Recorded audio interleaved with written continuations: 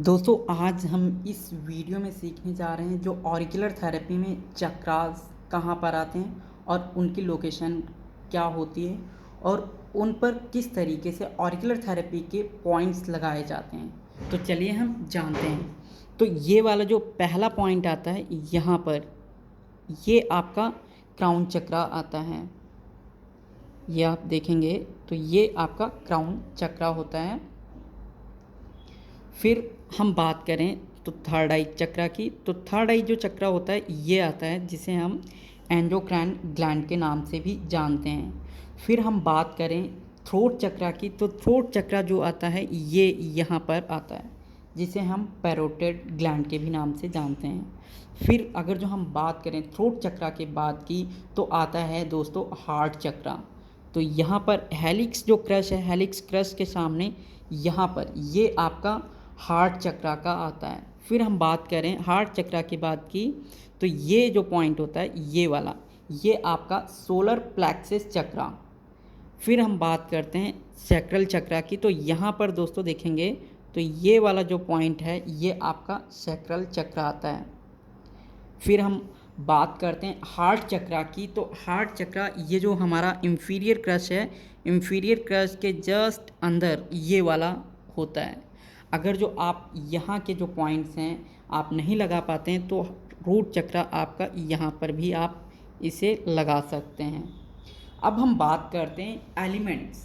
तो दोस्तों ये वाला जो न्यूरिस्थीनिया का पॉइंट है जिसे हम क्राउन चक्रा भी बोलते हैं, तो ये आपका स्पेस एलिमेंट होता है। तो स्पेस एलिमेंट में क्या कवर्ड होता है? स्पेस एलिमेंट में आपका न्यूरिस्थीनिया, फिर थर्ड आई, फिर आपका थ्रोट, ये आपके 3 चक्रा जो होते हैं वो कवर्ड होते हैं आपके स्पेस एलिमेंट में।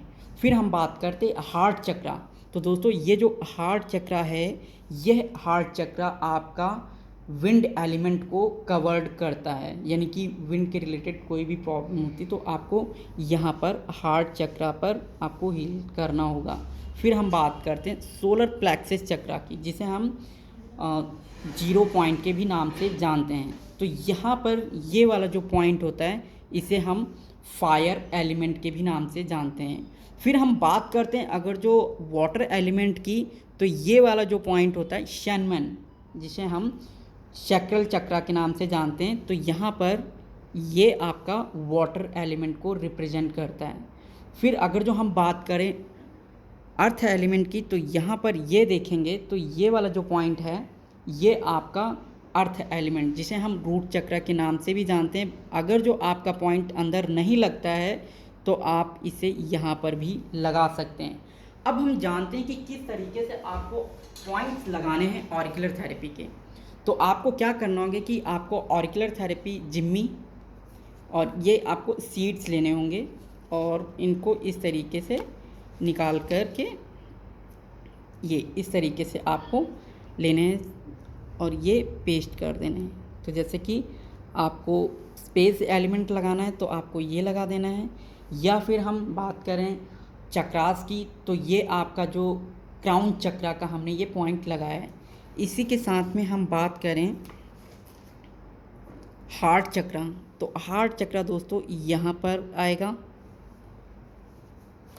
ये दोस्तों आपका विंड एलिमेंट भी है। फिर यहाँ पर ये जो पॉइंट है ये आपका सोलर प्लेक्सस चक्रा या फिर फायर एलिमेंट।